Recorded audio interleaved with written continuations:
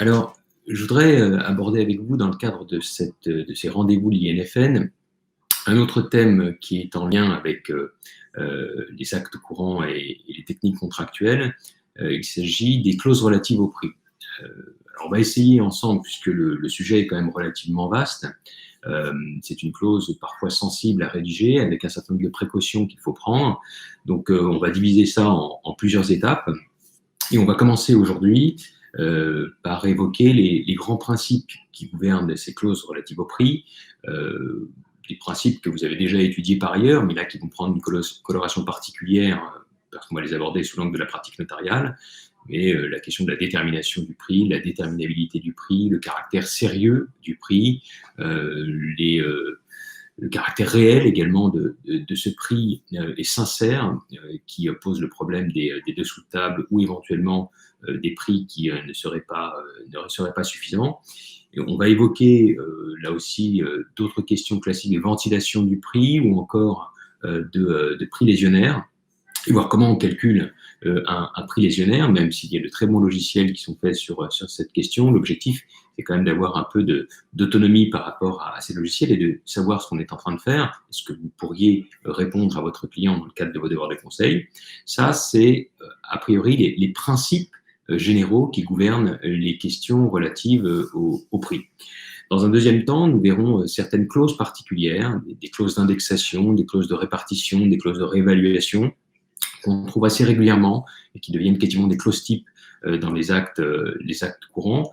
Et puis, on finira sur des cas particuliers, deux cas particuliers, celui du prêt, bien entendu, c'est-à-dire l'acquisition financée par un prêt, ce qui se rattache là aussi à une clause relative au prix, et puis le cas particulier du viager, avec quelques mots sur la vente en viager et quelques précautions dans la rédaction de certaines clauses, et puis le prêt viager hypothécaire. Il est très intéressant de les voir en miroir, puisque les buts, en tout cas poursuivis par vos clients, peuvent varier en fonction justement des objectifs, et donc l'instrument que vous allez choisir, vente en viager ou prêt viager hypothécaire, eh bien, peut dépendre de ce qu'attend votre client. Donc, on va partir sur ce premier point qui fera l'objet aujourd'hui de mon intervention, c'est la question des grands principes qui viennent gouverner les clauses relatives au prix. Le premier de ces principes, c'est la détermination. Vous connaissez par cœur cette règle essentielle que vous avez étudiée par ailleurs. Le prix doit être déterminé ou déterminable dans un certain nombre de contrats, ce qui signifie que le prix est une condition de validité. Alors, je laisserai de côté le droit commun des contrats qui semble avoir fait de cette détermination une règle générale applicable à tous les contrats, sauf exception. Ce qui nous intéresse, nous, en particulier, ce sont les contrats de vente et assimilés, tels que les cessions de titres, cessions de fonds de commerce. Et les concernant, eh bien, le prix doit être déterminé au stade de la formation du contrat ou déterminable, ce qui signifie qu'il doit reposer sur des éléments objectifs qui ne dépendent pas exclusivement de la volonté d'une partie et qui sont susceptibles d'être contrôlés par le juge. Voilà comment on définit cette déterminabilité. L'idée, c'est que le prix doit être déterminé ou déterminable et ne doit plus pouvoir dépendre d'une seule partie, puisque cela ferait alors de ce contrat un contrat potestatif qui dépendrait exclusivement de la volonté d'une des parties et qui menacerait alors l'autre d'un contrat qui pourrait être déséquilibré. Alors, lorsqu'on aborde cette question du prix déterminé ou déterminable, vous connaissez la plupart des promesses dans lesquelles ce prix doit être déterminé ou déterminable. La promesse unilatérale de vente n'est pas une promesse unilatérale de vente si le prix n'est pas déterminé ou déterminable. La promesse diagrammatique de vente qui vaut vente doit nécessairement avoir un prix déterminé ou déterminable. Après, il y a d'autres hypothèses où le prix n'est pas une obligation. N'est pas une condition de validité. Je pense au pacte de préférence que nous avons déjà vu ensemble. Ni le prix, ni la durée ne sont des conditions de validité, rappelez-vous.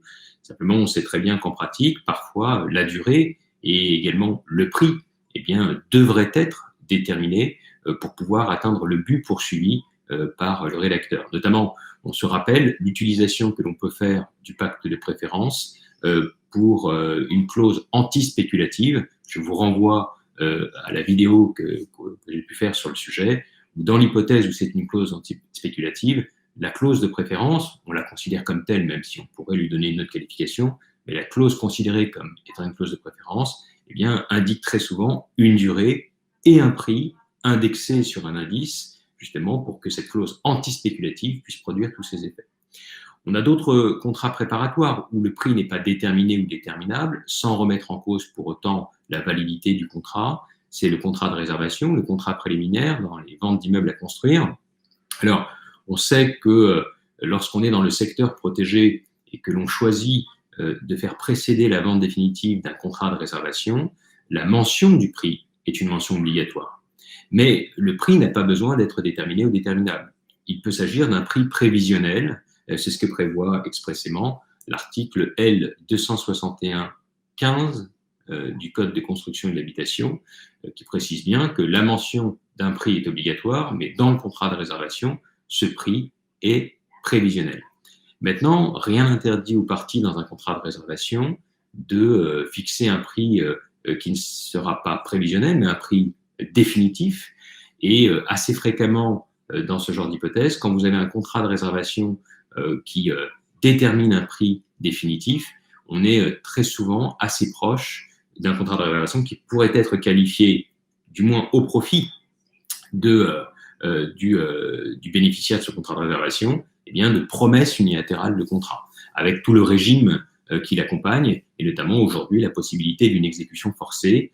Bon, maintenant, ce n'est pas imposé par la loi, le prix peut être simplement prévisionnel, c'est ce cas particulier du contrat de réservation que j'évoque ici assez rapidement.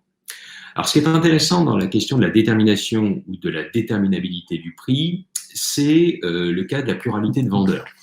On est dans l'hypothèse, par exemple, où on a un bien indivis ou plusieurs biens indivis qui font l'objet d'une vente avec plusieurs vendeurs. Est-ce que je dois, dans cette hypothèse, nécessairement avoir un prix ventilé pour l'ensemble des vendeurs et correspondant au prix qu'ils récupéreront après la vente, ou est-ce que je peux me contenter d'un prix global?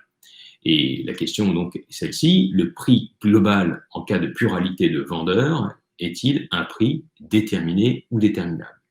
Alors sur ce point, la Cour de cassation a pris une position assez claire, avec un attendu peut-être rédigé de manière très générale, et il faut être prudent sur la portée de cet arrêt. Lorsqu'on lit les faits, on comprend peut-être que la solution ne doit pas être généralisée. C'est un arrêt qui a été rendu par la 3e chambre civile le 6 juillet 1983, et je voudrais vous lire une partie de l'attendu dans lequel la Cour de cassation semble nous expliquer qu'un prix global, même quand il y a une pluralité de vendeurs, est un prix déterminé ou déterminable, pas besoin d'une ventilation entre les vendeurs. Voilà ce que dit la Cour de cassation. Si le prix de la vente doit être déterminé et désigné par les parties, l'exigence de sa détermination n'implique pas, en cas de pluralité de vendeurs, que la part revenant à chacun soit déterminée dans le contrat. Alors, la formule a l'air très générale et on se dit, finalement, quelle que soit l'hypothèse, je peux parfaitement avoir une pluralité de vendeurs avec plusieurs biens qui vont être vendus à un seul acquéreur, eh bien, un prix global serait suffisant. C'est pas exactement ça. Il faut regarder les faits, et lorsqu'on regarde les faits, on voit qu'il s'agissait de parcelles de terrain qui appartenaient de manière indivise à 6 personnes différentes. Mais il y avait une indivision, il y avait des parts indivises. Donc, il était facile, a posteriori, de répartir ensuite le prix au prorata des différentes parts. Et donc, voilà pourquoi, finalement, la détermination d'un prix global n'a pas posé de problème. Je doute qu'on puisse considérer dans d'autres hypothèses que celle-ci, donc dans des hypothèses où il n'y aurait pas une indivision avec des parts qui permettraient a posteriori d'opérer une ventilation, je doute que les juges considèrent un prix global face à une pluralité de vendeurs en dehors de l'indivision comme étant un prix déterminé ou déterminable.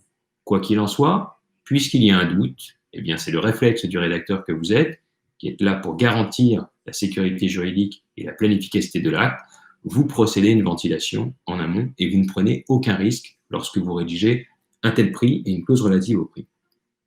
Alors, il y a une autre question très intéressante qui se rattache aux principes généraux qui gouvernent les clauses relatives au prix, c'est le caractère sérieux et réel du prix. Alors, surtout le caractère sérieux, pour commencer. L'idée, on la connaît en matière de vente, mais c'est la même dans la plupart des contrats, il faut une contrepartie. Il faut une contrepartie sérieuse. pour que le contrat puisse être considéré comme valable. On parlait de cause autrefois, on évoque de manière plus neutre aujourd'hui une contrepartie convenue, ça c'est le droit commun. Au regard de la vente, le prix doit être sérieux, c'est-à-dire que on ne doit pas en principe, alors au-delà du prix légionnaire, on ne doit pas avoir un prix qui serait manifestement insuffisant ou entraînant un déséquilibre excessif au sein du contrat. Alors attention, il s'agit ici d'une hypothèse, vous allez voir, qui se rencontre assez peu fréquemment en matière de vente, mais dans votre pratique, cette question pourrait se poser à propos de la vente à 1 euro symbolique. Est-ce que je peux envisager, dans un acte de vente, eh bien, d'instrumenter un acte de vente où le prix serait égal à 1 euro symbolique? Alors, c'est parfaitement envisageable. C'est parfaitement envisageable parce qu'en réalité, le 1 euro symbolique est effectivement le prix qui est payé, mais à vrai dire, il s'accompagne d'autres charges qui sont récupérées avec le bien et qui permettent de considérer le contrat comme étant équilibré, contrat dans lequel il y aurait une contrepartie sérieuse. Je prends l'exemple d'une acquisition de titres à 1 euro symbolique, mais d'une entreprise qui est très endettée, et en récupérant ces titres, je récupère également les dettes de cette société, et par conséquent, le véritable prix de cette acquisition n'est pas 1 euro symbolique, mais 1 euro plus l'ensemble des dettes que j'ai accepté justement d'assumer. Donc, vous voyez, par principe, on comprend bien ce qu'est cette vente à 1 euro symbolique. Néanmoins, lorsque vous êtes dans un acte de vente, même si la vente se fait à 1 euro symbolique, dans l'acte, on indique la valeur vénale du bien, puisque c'est celle-ci qui va permettre de calculer eh bien, la prestation, la perception prévue par l'article 875 du Code général des impôts et les émoluments du notaire. Donc, c'est sur la base de cette valeur vénale que le calcul va se faire. Et bien entendu, et je vous expliquerai ensuite de quelle manière on pourrait le rédiger, c'est assez simple, mais on explique la raison d'être de cet euro symbolique. Parce que ça ne veut pas dire, parce qu'il y a un euro symbolique, qu'il n'y a pas de contrepartie. Et on doit donc, dans la clause relative au prix, expliquer quelle est cette contrepartie, qui ne réside a priori pas dans le prix lui-même, qui est indiqué à 1 euro symbolique. Et d'ailleurs, en la matière, il y a une décision de la Cour de cassation qui illustre assez bien cette précaution qu'il faut prendre dans la rédaction, puisque les juges, lorsqu'il y a un contentieux, sont très regardants et très suspicieux à l'égard de ces ventes à 1 euro symbolique. L'arrêt que je voudrais vous citer est un arrêt du 23 mai 2007. Je vous donne le numéro de pourvoi parce que c'est une bonne illustration, vous allez le voir, de ce que l'on peut retrouver en pratique. Numéro 06-13629, 06-13629. Et dans cet arrêt, vous aviez la vente d'un terrain à 1 euro symbolique et à une commune. Et en contrepartie, la commune disait la chose suivante, eh bien, la vente consentie aux francs symboliques, puisqu'à l'époque, on parlait de francs, en tout cas avant 2000, aux francs symboliques d'une propriété de plus de 97 hectares, moyennant le reversement par l'acquéreur de droits de fortage en cas de mise en exploitation, c'est-à-dire que c'était l'exploitation d'une carrière, hein, le fortage, c'est l'exploitation d'une carrière, de certaines parcelles, et prévoyait également le transport des terres abandonnées.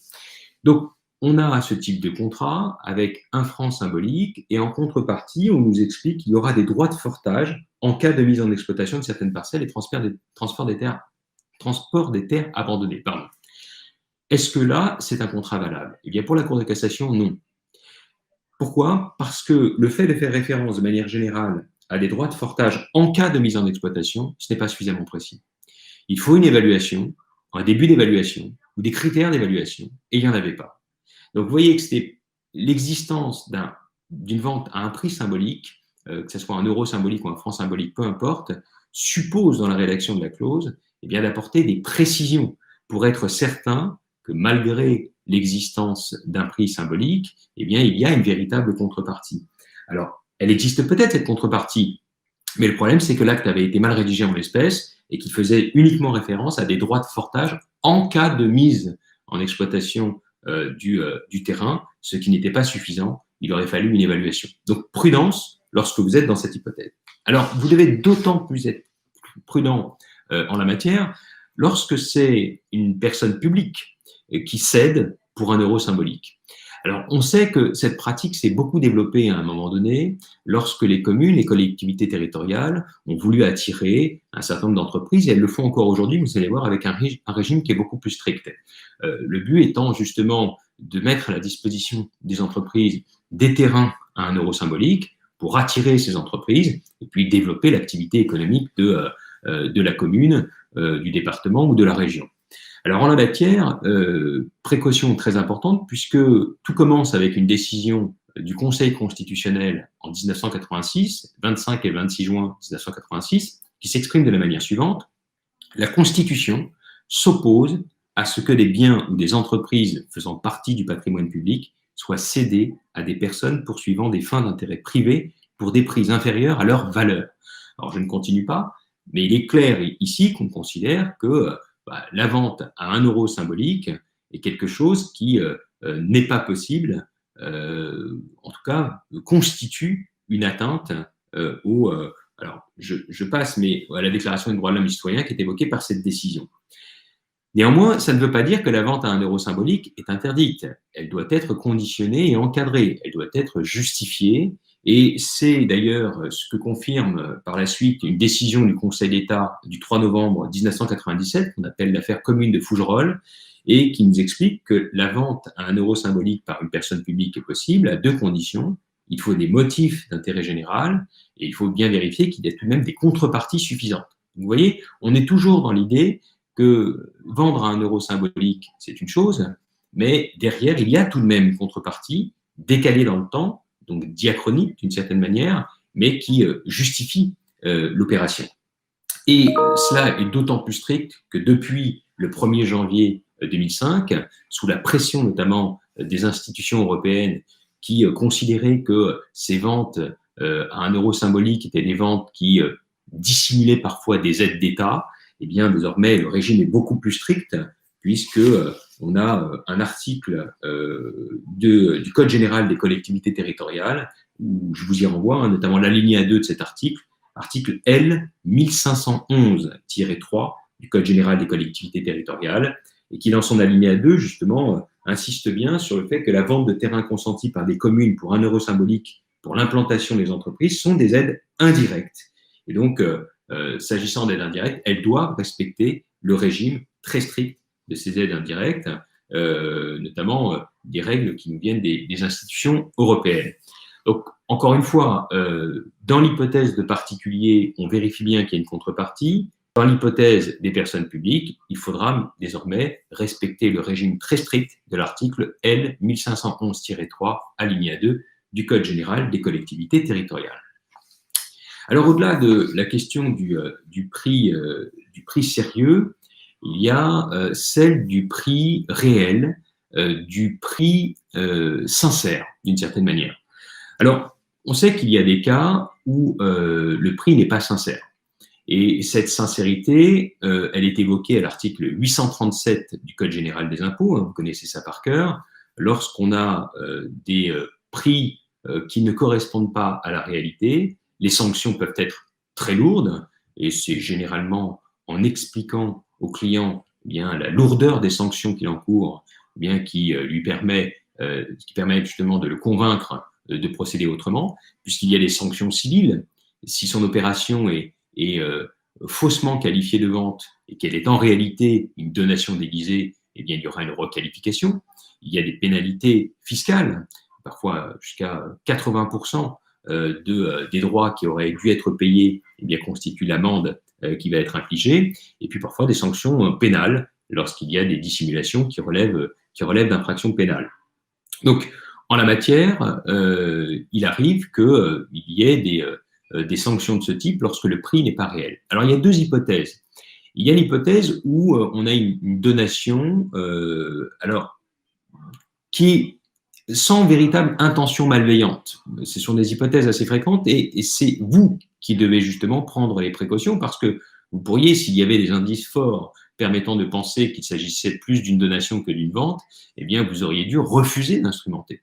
C'est vrai que le refus d'instrumenter, on le sait, est prohibé, sauf dans des cas exceptionnels, les principaux cas étant l'acte contraire à l'ordre public, la fraude manifeste ou un cas d'incapacité manifeste. Mais il y en a d'autres, hein, mais ce sont les principaux, et donc là, il faut refuser d'instrumenter. En la matière, il y a un faisceau d'indices qu'on retrouve assez fréquemment dans les affaires et qui vous permet, lorsque vous questionnez votre client, bien de mieux comprendre qu'il y a peut-être anguille sous roche et qu'il vaudrait peut-être mieux rappeler aux parties qu'ils ont intérêt à choisir la bonne qualification et peut-être à choisir même une libéralité plutôt que d'essayer de dissimuler cela derrière une vente qui n'en est pas une et puis finalement conclure une opération qui sera préjudiciable à tout le monde ou à celui qu'on voulait faire bénéficier du bien, mais également à celui qui est à l'origine de l'opération.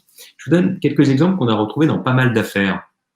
C'était une personne âgée qui avait un patrimoine relativement important, qui bien appréciait beaucoup son neveu, ou encore dans une autre affaire, appréciait beaucoup la concubine de son neveu.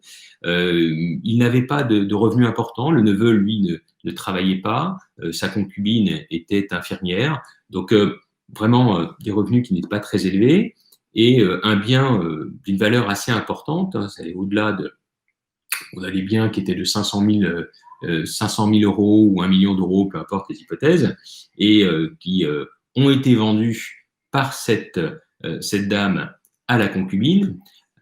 On sait qu'il y a un lien d'affection très fort avec cette concubine, elle ne s'en cache pas d'ailleurs quand elle l'explique au notaire. On sait donc également qu'il y a une clause de conversion en obligation de soins qui avait été prévue dans l'acte. Et on sait aussi que cette personne âgée, à un moment donné, avait l'intention, puisqu'elle était en train de s'inscrire, de rentrer dans une maison de retraite de luxe qui lui permettait justement, en raison de son état de santé, de vivre plus convenablement. Alors, on se dit, finalement, en étant le notaire, et c'est une personne qui n'est pas mal intentionnée, puisqu'elle vous donne toutes ces informations, elle vous dit, voilà, je veux lui vendre le bien.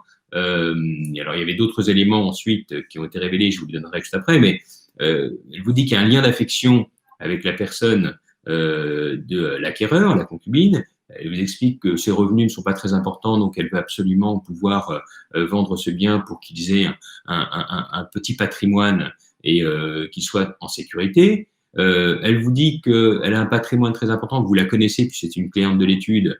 Et donc, pourquoi faire une opération de ce type, notamment avec une obligation de soins parce qu'elle va partir en maison de retraite. Alors, donc, cette obligation ne supposera aucune exécution.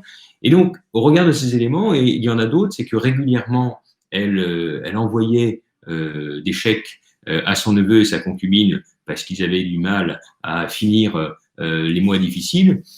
Tous ces éléments sont des indices très forts qui permettent de dire qu'il ne s'agit pas d'une véritable vente, qu'il y a en réalité un financement de la vente par la vendresse elle-même et qu'on était plutôt face à une donation. Et généralement, lorsqu'on explique à sa cliente qu'on est plutôt dans l'hypothèse d'un montage qui ressemble à une libéralité, qu'on devrait passer par la libéralité pour éviter qu'il y ait une sanction trop lourde, une sanction qui serait infligée à l'acquéreur et également à la vendresse, et finalement une opération qui ne serait rentable pour personne, on arrive à la convaincre qu'il faut utiliser le bon moule, qui est celui de la donation, plutôt que de passer par une fausse vente. Alors, ça, c'est l'hypothèse la plus sympathique, disons. Il y a aussi l'hypothèse un peu moins sympathique, qui est le dessous de table. Donc, ces dessous de table, sociologiquement, et vous le verrez en pratique, ils concernent certains types de biens. Parfois, le plus souvent, ce sont des biens, des petites surfaces. Et il y a même certains secteurs où ces petites surfaces font l'objet assez fréquemment de dessous de table, notamment dans certaines rues où on a des appartements utilisés pour des passes par des prostituées. Il est vrai qu'il y a une sorte de marché parallèle où ces appartements se revendent à des prix pas très élevés par rapport au marché, mais souvent avec beaucoup de dessous de table. Il faut être assez prudent dans ce type de marché assez sensible. Mais le dessous de table, là aussi, repose sur un principe très simple qu'on connaît bien en droit, qui est le système de la simulation frauduleuse, qui est prévu à l'article 1201 du Code civil, et spécialement pour ce qui est de la vente d'un bien immobilier, l'article 1202 du Code civil, et dans lequel on a un acte apparent, où on a un prix officiel, et derrière une contre-lettre un acte secret où il y a le véritable prix. Et c'est ici qu'est prévu justement le dessous de table. Alors en la matière, l'article 1202 du Code civil est assez simple à mettre en œuvre, puisqu'il précise tout simplement que dans ce cas de figure, où on tente de détourner des fonds pour échapper au paiement des droits de mutation qui sont dus, eh bien, la contre-lettre est nulle. Et la nullité de la contre-lettre fait que ce qui engage uniquement les parties, c'est l'acte apparent dans lequel, justement, le prix était moins élevé. Alors, ça n'empêche pas de sanctionner celui qui aurait dû payer la totalité des droits, bien entendu, mais surtout que la nullité de la contre-lettre est avantageuse pour l'acquéreur, qui est considéré comme étant libéré en ayant payé le prix prévu dans l'acte apparent. Alors, donc ici, en la matière, votre rôle, c'est surtout d'être méfiant. On essaye d'avoir une idée de la valeur du bien. Lorsque cette sous-évaluation existe, vous questionnez les parties afin de savoir pour quelles raisons ils vendent un bien en dessous de la valeur du marché, sans qu'il soit pour autant lésionnaire, mais quand même considérablement sous-évalué, parfois parce qu'il veut vendre vite et partir à l'étranger. Bon, il y a des raisons qui peuvent être légitimes, mais vous devez, dans ce cas-là, vous interroger. Autre question en lien avec le prix et sa détermination. On sait que c'est par rapport à la valeur du bien et le prix qui va être payé que l'on calculera l'ensemble des droits qui doivent être payés, les droits d'enregistrement et la taxe de publicité foncière. À l'intérieur du prix de l'immobilier, il est parfois intéressant d'intégrer des meubles. C'est l'article que vous connaissez par cœur pour ceux qui pratiquent la vente immobilière, avec quelques précautions valoir, qui est l'article 735 du Code général des impôts. On sait qu'il peut y avoir une vente meublée, c'est comme ça qu'on la qualifie dans l'acte, ou encore de vente avec le mobilier l'agarnissant, ça dépend des formules qu'on utilise. Et dans ce cas-là, il peut être intéressant, lorsqu'il y a des meubles qui ont encore une valeur, de pouvoir identifier les biens qui vont être les biens meubles qui vont être laissés dans les lieux, de les évaluer individuellement et ensuite d'en faire le total. Ce prix sera finalement retiré du prix total. Il y aura un prix correspondant à la valeur des meubles, un prix correspondant à la valeur de l'immeuble, et cette soustraction permet de ne payer les droits de mutation et droits d'enregistrement et taxes de publicité foncière que sur la valeur du bien immeuble dont on a soustrait la valeur des meubles.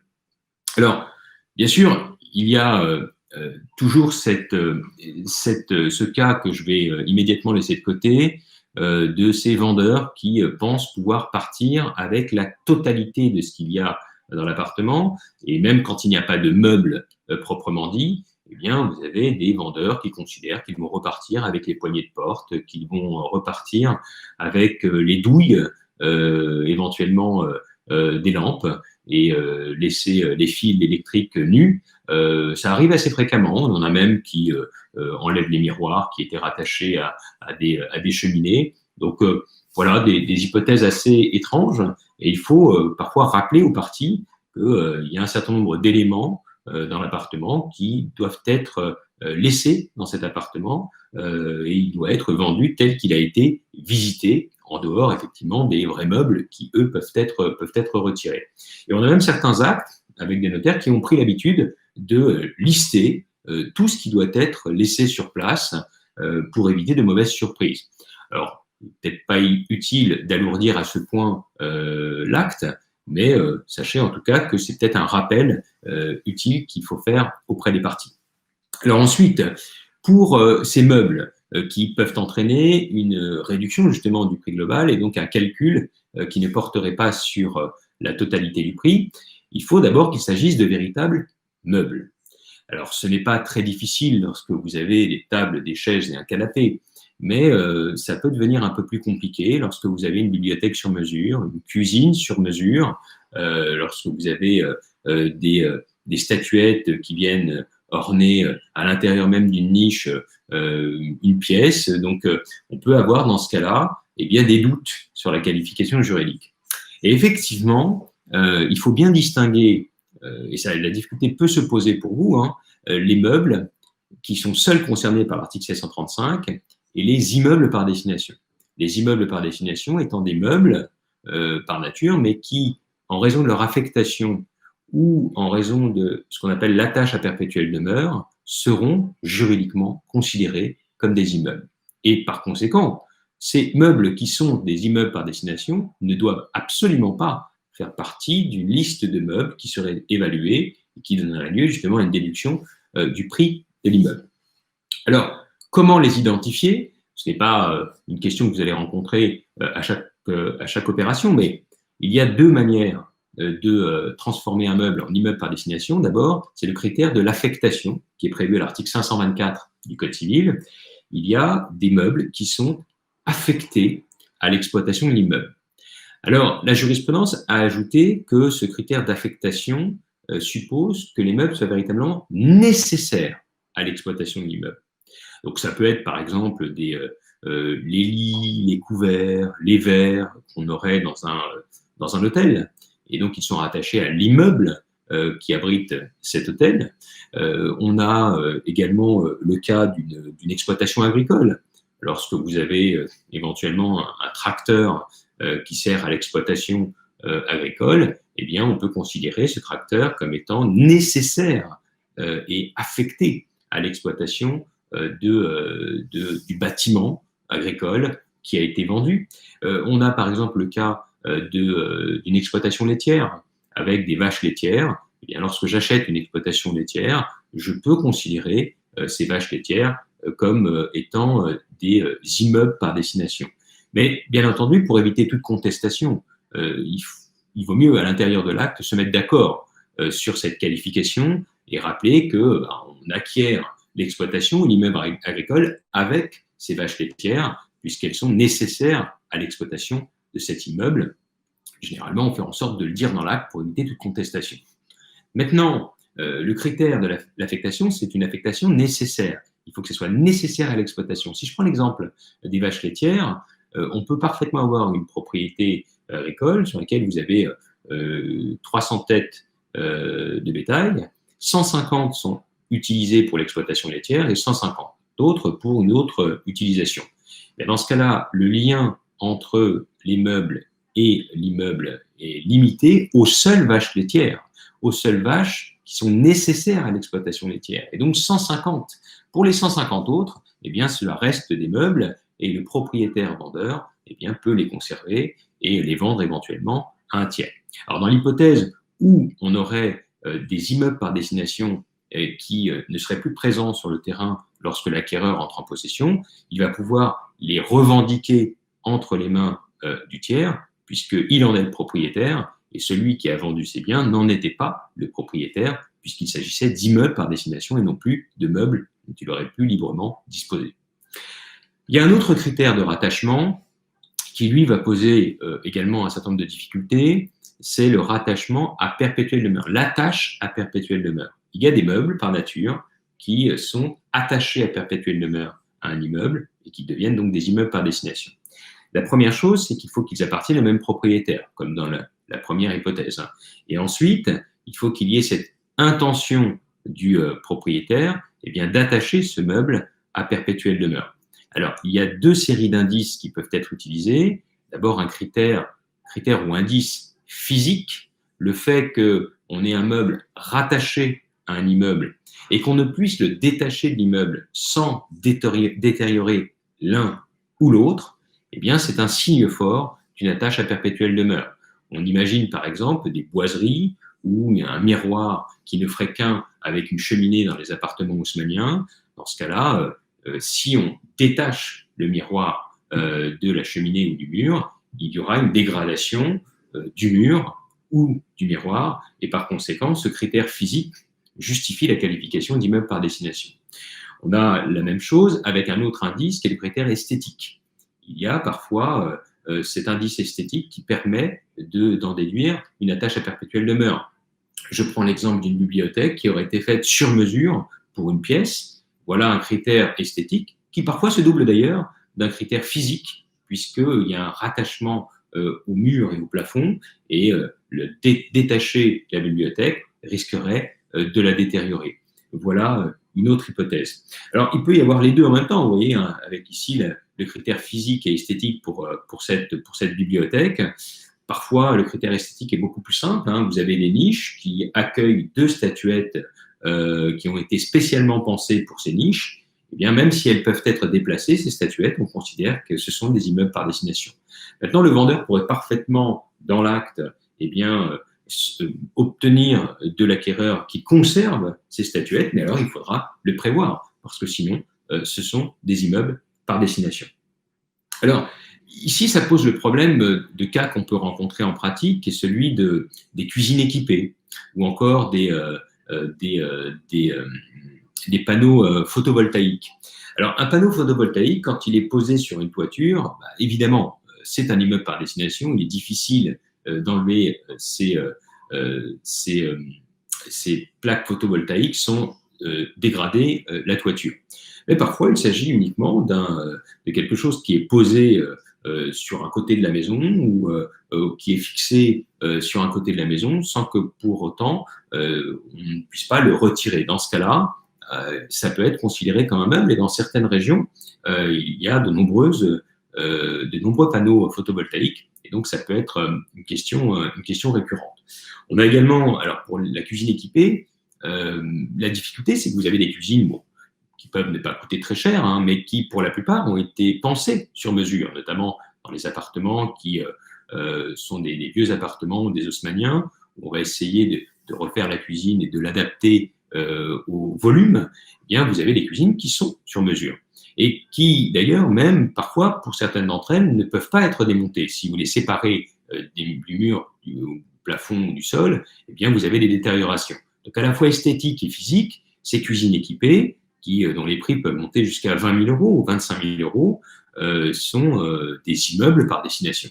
Et on retrouve parfois, indépendamment de l'électroménager qui là rentre dans la catégorie des meubles, on retrouve parfois à l'intérieur des actes, eh bien, cuisine équipée, Mobalpa, achetée 20 000 euros, et bon, bah, maintenant elle ne vaut plus 20 000 euros, mais on l'évalue à 11 000 euros. Alors, normalement, ça ne devrait pas être un meuble, mais un immeuble par destination. Maintenant, il y a une certaine tolérance. À vous de bien vérifier généralement que, alors le seuil n'est pas officiel, c'est à peu près 5% du prix. Si je liste l'ensemble des meubles et que la totalité de mon évaluation ne dépasse pas 5% du prix d'acquisition de l'immeuble, bon, moi, dans ce cas-là, ça passe et il n'y a pas de vérification de l'administration fiscale. En revanche, dès qu'on commence à dépasser ce pourcentage, 10 ou 15% du prix, alors là, vous pouvez être sûr qu'il va y avoir une vérification beaucoup plus minutieuse et que on se demande si ce n'est pas un moyen justement de réduire considérablement le prix de l'immeuble pour moins payer de droits à l'administration. Alors, bien entendu, pour pouvoir prendre en considération cette liste de meubles, il y a tout de même des règles qui sont posées à l'article 735 du Code général des impôts. On doit dresser un inventaire des meubles et on doit procéder à une évaluation de chaque bien meuble. Il ne faut absolument pas qu'il y ait une évaluation forfaitaire globale. Donc, on évalue chaque bien meuble et on fixe en bas le total de cette évaluation, de ces évaluations. Et ensuite, la liste, elle est soit incluse dans l'acte ou alors annexée à l'avant-contrat et on la reprend dans la vente définitive. C'est de cette manière que l'on procède habituellement. Alors, pour la rédaction, c'est pas très compliqué, hein, sur la clause prix. On a, par exemple, la présente vente est conclue moyennant le prix de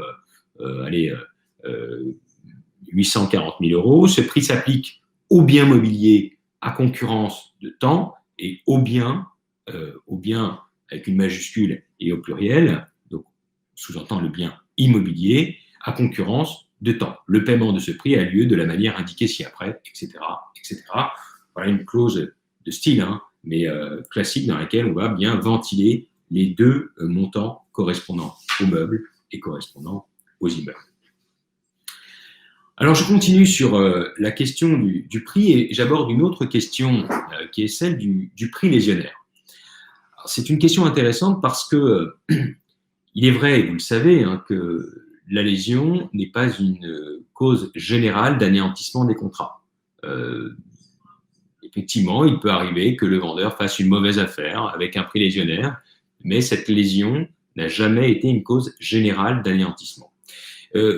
En revanche, on retrouve des cas légaux, des exceptions légales, où la lésion peut être invoquée et entraîner l'anéantissement du contrat ou le rééquilibre du contrat, le rééquilibrage du contrat. Alors, c'est le cas d'une manière générale, sans indiquer de seuil pour un mineur. Je vous renvoie à l'article 1149 du Code civil le concernant. Ça peut être le cas également pour les majeurs en sauvegarde de justice, article 435 alinéa 2, je vous y renvoie également. Il n'y a pas de question de montant hein, dans ce cas-là, ou de seuil. Même chose pour le mandat de protection future, article 488. On retrouve également la question de la lésion dans le complément de part en matière successorale, article 889 du Code civil. On a aussi dans la cession de droit d'auteur des cas de lésion prévus par l'article 131.5 du Code de propriété intellectuelle. Voilà pour les principaux cas légaux, les principales exceptions. Il y en a une en particulier qui m'intéresse, c'est le cas de la lésion en matière immobilière, en matière de vente immobilière, et qui est prévu par l'article 1674 du Code civil. Cet article 1674 du Code civil parle de la lésion de plus des 7/12e. Donc, pas très compliqué, on va voir ensemble les questions pratiques que ça peut poser, mais la lésion de plus des 7/12e, il faut faire très attention, c'est que vous recevez un prix inférieur à 5/12e de la valeur du bien. Donc, vous subissez une lésion de plus de 7/12e sur le prix. Donc, pas très compliqué, un prix qui 1,2 million par exemple pour un appartement et vous recevez 4,5 millions, il y a lésion. Vous recevez 5,1 millions, il n'y a pas lésion. Voilà, il faut une lésion de plus des 7/12e. Alors, en la matière, on va essayer ensemble de cerner toutes les questions particulières qui se posent autour de la lésion. Et ensuite, je vous proposerai un petit calcul de complément de prix, pas très compliqué, et auquel on appliquera également le calcul du taux d'intérêt, qui est assez intéressant. D'abord, en matière de lésion, on sait que l'aléa chasse la lésion. Donc, en principe, dans les contrats aléatoires, on ne peut pas invoquer cette question de la lésion. On le dit par exemple pour la vente en viager, ce n'est pas tout à fait exact. On aura l'occasion de revenir sur cette question. Mais d'une manière générale, quand vous avez un aléa, l'aléa chasse la lésion. Également, le caractère judiciaire de la vente exclut toute lésion. Lorsque vous achetez aux enchères, par exemple, eh bien, dans cette vente judiciaire, il n'y aura pas possibilité a posteriori eh bien, de faire valoir un prix lésionnaire. La question s'était posée dans un cas particulier où la loi utilise une mauvaise formulation, c'est la vente de gré à gré judiciaire. Alors, on la présente comme une vente de gré à gré, mais on dit tout de même qu'il y a un caractère judiciaire à cette vente. Eh bien, il n'y a aucun doute depuis un arrêt du 6 octobre 2010, et je vous en donne le numéro de pourvoi, 6 octobre 2010, numéro 09, attendez que je retrouve, 09 66 683, donc 09-66 683, à propos de l'article, alors c'est dans cette affaire l'article L622-16 du Code de commerce, à propos de la vente d'un débiteur par le liquidateur judiciaire, et c'était une vente de gré à gré, mais elle se faisait tout de même dans le cadre d'une procédure judiciaire. Donc la vente de gré à gré est un terme trompeur, on est dans le cadre d'une vente judiciaire, et donc le prix lésionnaire n'est pas applicable. Même chose, la lésion ne s'applique pas dans les cessions de parts sociales d'une société civile immobilière, ce sont des meubles, il ne s'agit pas d'un immeuble, et donc 1674 du Code civil n'est pas applicable. Alors, première chose, l'appréciation du caractère lésionnaire, puisqu'il vous appartiendra, lorsque vous serez saisi de cette affaire, même si le prix n'est pas lésionnaire et qu'il est insuffisant, vous devez poser des questions. Mais alors, lorsqu'il est lésionnaire, vous ne devriez pas instrumenter l'acte de vente et vous pourriez engager votre responsabilité a posteriori. D'abord, à propos de cette appréciation, imaginons une hypothèse qui a donné lieu à un arrêt intéressant, c'est qu'il y a la vente de plusieurs biens. Et il est vrai que si l'on prend un bien individuellement, eh bien, ce bien est lésionnaire. En revanche, si je prends la totalité des biens vendus à un même acquéreur, ben, il s'avère qu'il n'y a pas lésion, puisque la sous-évaluation de certains biens est compensée par la surévaluation d'autres biens. Du moins, en tout cas, lorsque je prends tous les biens dans leur totalité, que j'évalue tous les biens, eh bien, je me rends compte que ensemble, il n'y a pas de prix légionnaire, mais pris individuellement, il est vrai que certains biens auraient pu être considérés comme faisant l'objet d'une vente légionnaire. Alors, qu'est-ce que je dois faire? Est-ce que je dois procéder à une évaluation bien par bien, ou est-ce que je dois me livrer, lorsqu'il y a vente d'un ensemble de biens, une appréciation globale? C'est au regard de cette appréciation globale que j'en conclus à l'existence ou non d'un prix légionnaire. La Cour de cassation, le 3 novembre 2011, dans un arrêt de la 3e chambre civile, a pris position avec une position réaliste qui consiste à dire qu'il faut se livrer à une appréciation de l'ensemble des biens vendus. Et donc, il faut vérifier si, en faisant le résultat de cette évaluation d'ensemble, il y a ou non un prix légionnaire. Ce qui n'était pas le cas en l'espèce, à la différence des évaluations individuelles qui, elles, auraient pu justifier la qualification de prix légionnaire.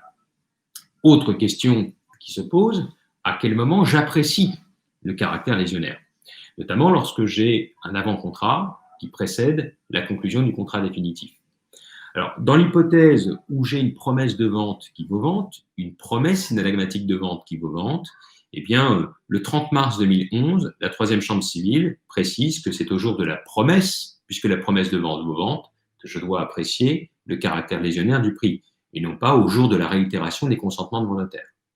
Sauf si je fais de la réitération du consentement de mon notaire un élément essentiel et déterminant, et là, rappelez-vous ce qu'on avait dit dans une autre vidéo, dans ce cas précis, la promesse de vente ne vaut pas vente. Et donc, il est normal que ce soit au jour du véritable échange des consentements, au jour de la réitération des consentements de mon notaire, c'est à ce jour que je dois vérifier le caractère légionnaire.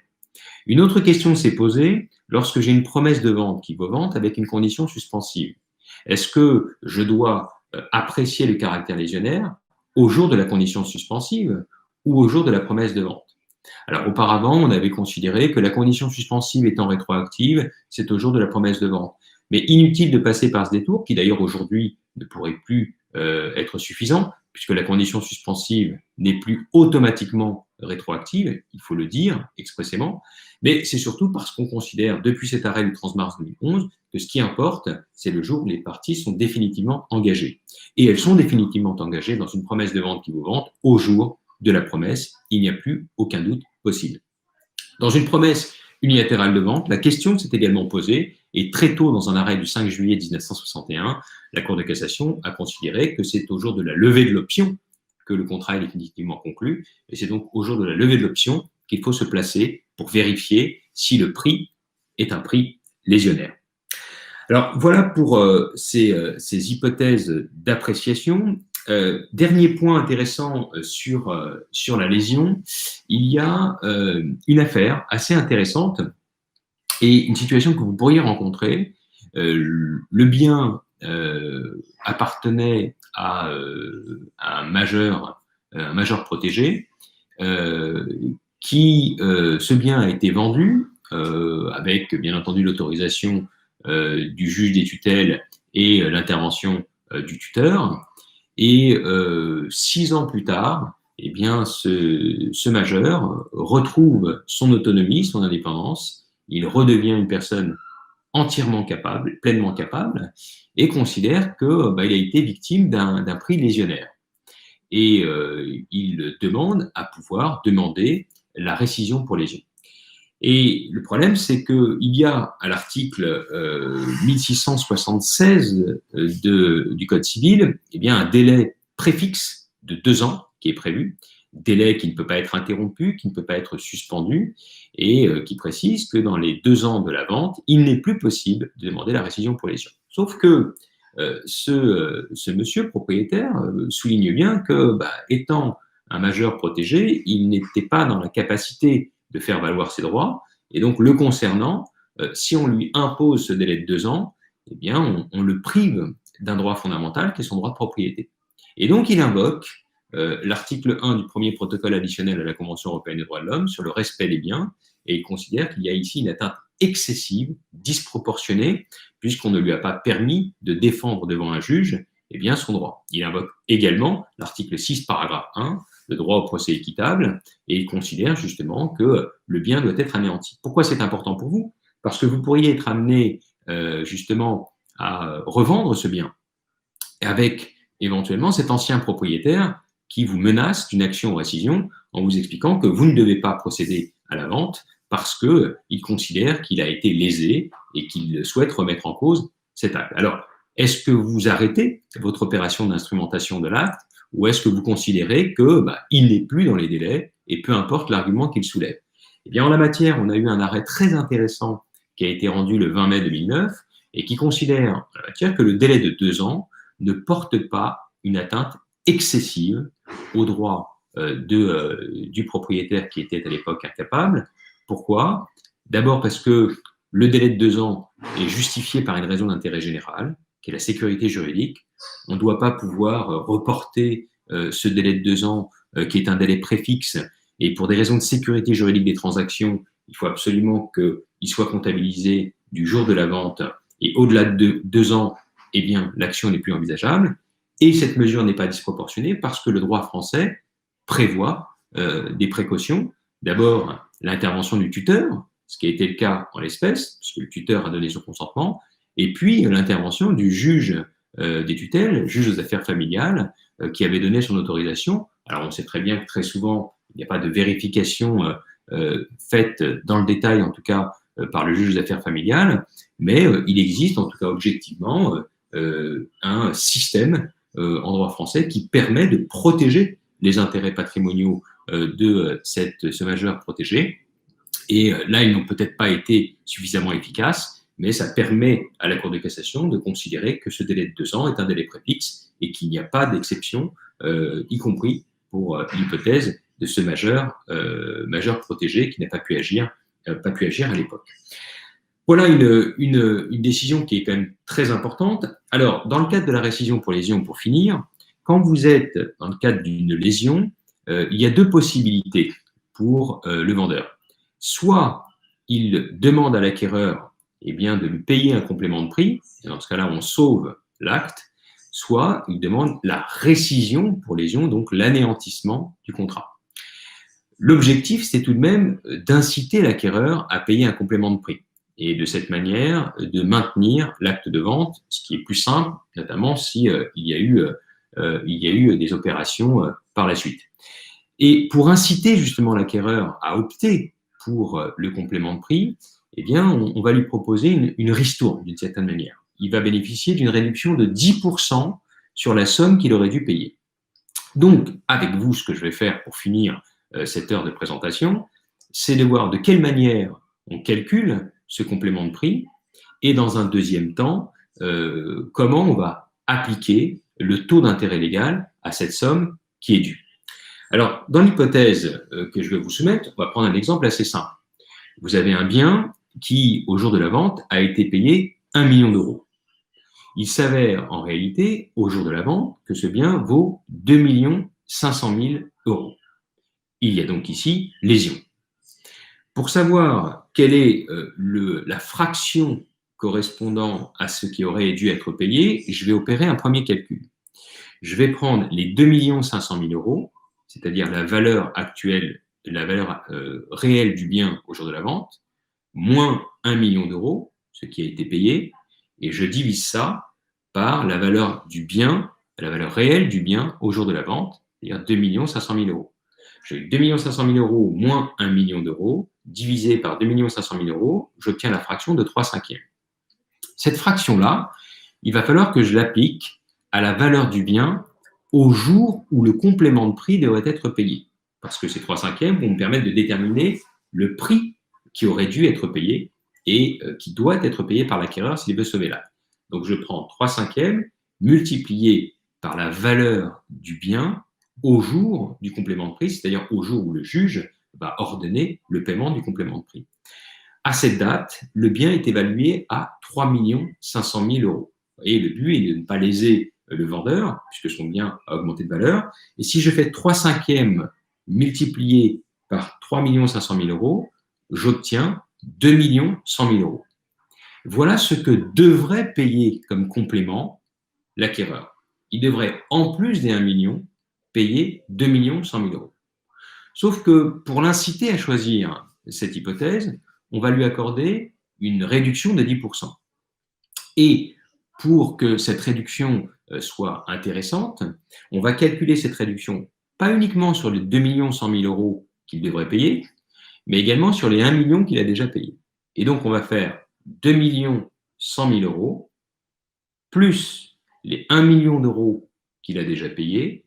Je vais multiplier ça par 1/10 pour avoir mes 10% de ristourne, ce qui me donne 310 000 euros. 310 000 euros, c'est ce que je vais déduire du complément que j'aurais dû payer, qui est ma fameuse ristourne de 10%. Et quand je fais 2 100 000 euros moins 310 000 euros, j'obtiens 1 790 000 euros. Eh bien, les 1 790 000 euros, c'est le complément de prix que devra payer l'acquéreur pour sauver l'acte de vente, ce qui est nettement moins cher que ce qu'il aurait dû payer normalement, c'est-à-dire 2 100 000 euros. Alors ensuite, une fois que j'ai cette somme d'1 790 000 euros, je vais devoir calculer notamment le taux d'intérêt légal sur cette somme, puisqu'elle va produire des intérêts. Comment calculer?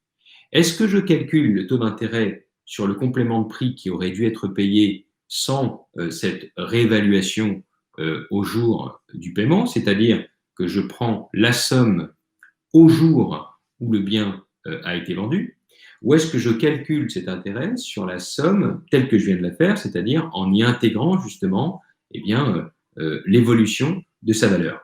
Ça donne en réalité, en fonction des deux sommes que je vais prendre en considération, des calculs très différents. Et bien sur ce point, la jurisprudence a décidé de choisir une solution médiane. C'est-à-dire que, vous allez voir, c'est assez simple, hein, dans un arrêt de la première chambre civile du 21 juin 1976, on a considéré qu'il fallait combiner les deux modes de calcul.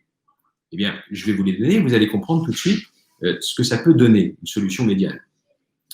Je vais procéder à deux calculs. Premier calcul, je calcule le complément de prix en prenant comme date le jour du paiement, du règlement de ce complément de prix. Ben ça, je l'ai déjà fait, c'est 1 790 000 euros.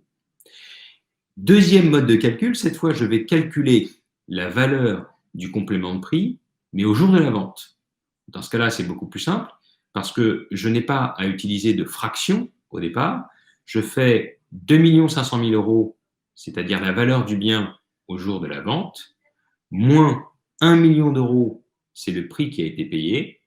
Et normalement, dans ce cas-là, puisque je ne tiens pas compte de l'évolution de la valeur du bien, eh bien, le complément de prix que je dois payer, c'est assez simple, c'est 1 500 000 euros.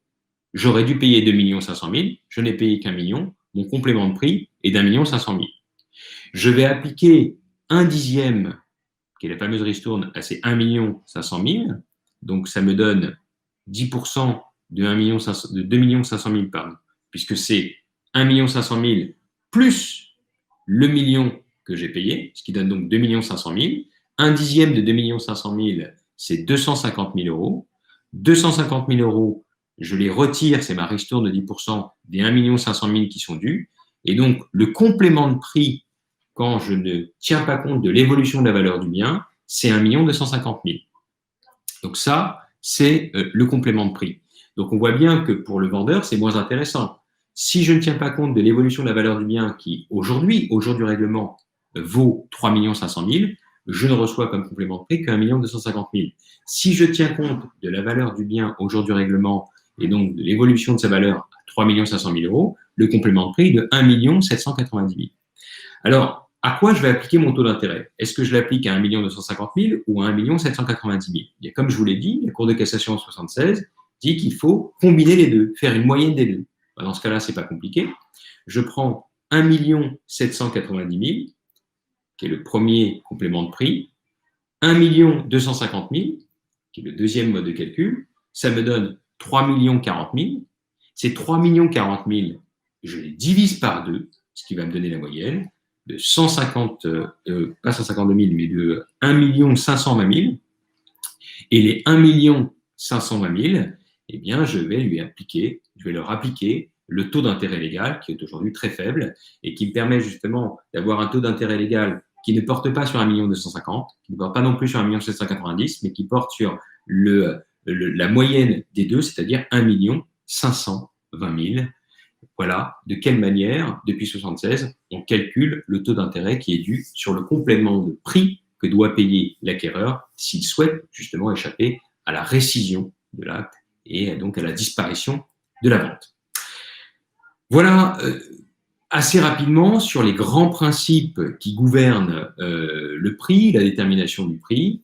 Ce que nous ferons la prochaine fois, ce sera la deuxième partie de cette intervention sur les clauses relatives au prix, c'est de voir certaines clauses particulières, comme les clauses de répartition, notamment lorsqu'il y a la vente d'un bien en usufruit en nue propriété, le prix hors taxe ou toute taxe comprise, le prix qui doit être ventilé en cas d'indivision, également les clauses d'indexation, de revalorisation, les clauses de garantie de passif ou de révision. Voilà les clauses que l'on verra. Également, on verra les modalités de paiement à terme, comptant, en monnaie étrangère, par compensation ou par dation au paiement. Et puis, les sanctions qui se rattachent, bien entendu, avec le droit de rétention, le privilège du vendeur et autres. Et puis, dans une troisième partie de ce cours, comme je vous l'ai dit, on abordera le viager en général et les questions du prêt. Voilà, pour aujourd'hui, on va arrêter là. Je vous souhaite une excellente journée et puis merci pour votre attention. Et puis à très bientôt pour la suite de cette présentation sur les clauses relatives au prix. Au revoir à tous.